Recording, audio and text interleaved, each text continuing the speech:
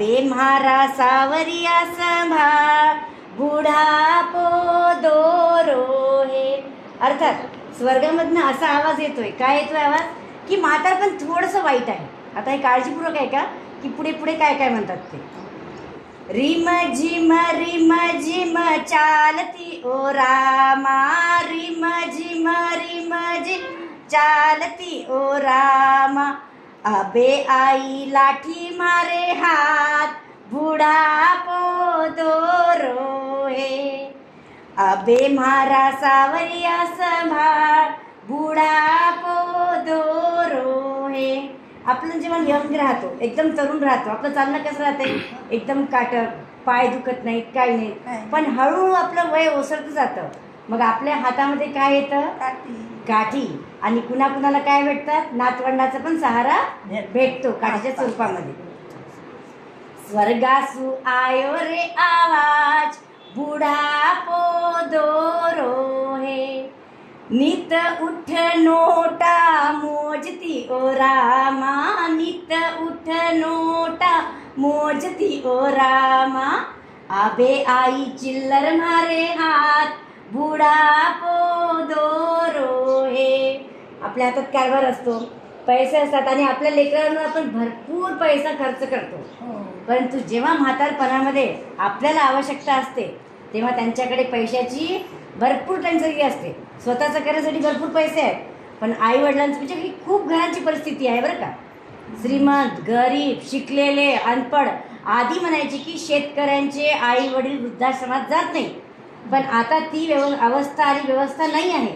आता प्रत्येक घरामधनं अशा गोष्टी निघत आहेत, जिथे राहिले तिथे संस्कार आहेत. आता पुढे काय म्हणते? नित उठ भजना में जावती ओ रामा, नित उठ भजना में जावती ओ रामा. आबे छुट्यो सहेल्या रोसात बुढापो दोरो हे. बाबा पण पहा, विचार करा, जर आपलं तरुणपण आहे आणि आपण भजन वगैरे म्हणतोय, देवाचं नाव म्हणतोय, तर कुठेतरी आपलं म्हातारपण थोडं चांगलं जाते. आज आजींनी भजन म्हटलं म्हणजे तो विरंगुळा लागलाय हरिनामाचा, तर म्हातारपण आपलं सोयीस्कर ईश्वराच्या नावाने होऊ शकते.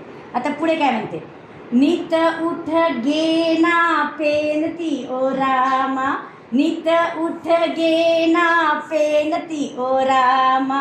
आबे मिली तुळसारी माळ बुढापो दोरो हे. म्हणजे जेव्हा माझ्याकडे सर्व काही होतं, मी छान सोनं घालायचे, चांगल्या वस्तू घालायच्या, आणि ती म्हातारपणी काय आलंय? तुळशीची माळ आली. आता पुढचं काय पहा? बवा छोड्या घुंगटा ओ रामा, बवा छोड्या घुंगटा ओ रामा. बेटा छोड्या बोल बुढापो दोरो हे. अबे म्हारा सावरिया संभाळ बुढापो दोरो हे. आधी असं होतं, समाज कोणताही असू द्या, बौद्ध असू द्या, पाटील, मारवाडी, गुजराती, जैन, कुणी ब्राह्मण, घरामध्ये सासूबाई सासरे आले, भाया आले म्हटलं की त्या सुनेच्या डोक्यावर पदर यायचा. आता पदरची तर गोष्ट दूरची आहे. आता सीन असा आहे की गाऊनवाली बाई फेमस होऊन राहिली कलियुग मध्ये. ठीक आहे, तर सुनांना बिचारांना काय म्हणा. हा, ज्या नोकरी करतात त्यांना कंपल्सरी आहे बरं का. मी पाहते पुण्यामध्ये, मुंबईमध्ये माझ्या फ्रेंड आहेत, त्या ट्रेनमध्ये कसं जाते साडी घालून, ती गोष्ट वेगळी आहे.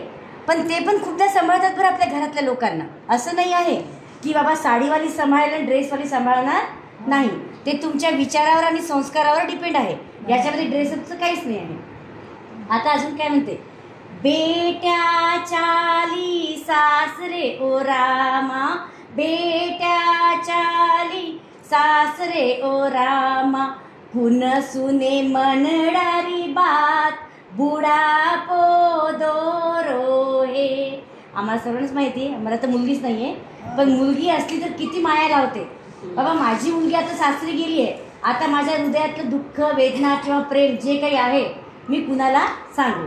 आता शेवट फार सुंदर आहे, पहा बरं का. दोयता पकडी आंगळी ओ रामा. काय म्हणते? दोयता पकडी आंगळी ओ रामा. पोता पकड्यो हात बुढापो सोरो हे.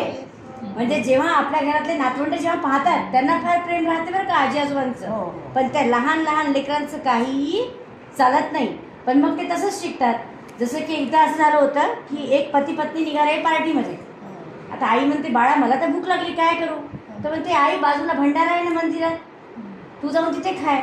हा लहान लेकरू ऐकतो ते म्हणते बापरे मम्मी पापा आपने कितनी अच्छी आइडिया दी मुझे, जब मैं अपना खुद का मकान बनाऊंगा तो मंदिर के बाजू में बनाऊंगा.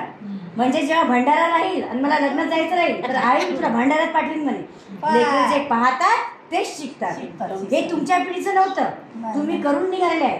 पण संतती 4 प्रकारची असते. पैकी एक संतती असते की पूर्वजन्मामध्ये आपली वैरी बनलेली असते, काही आपलं वैर किंवा आपलं ऋण राहिलेलं असतं.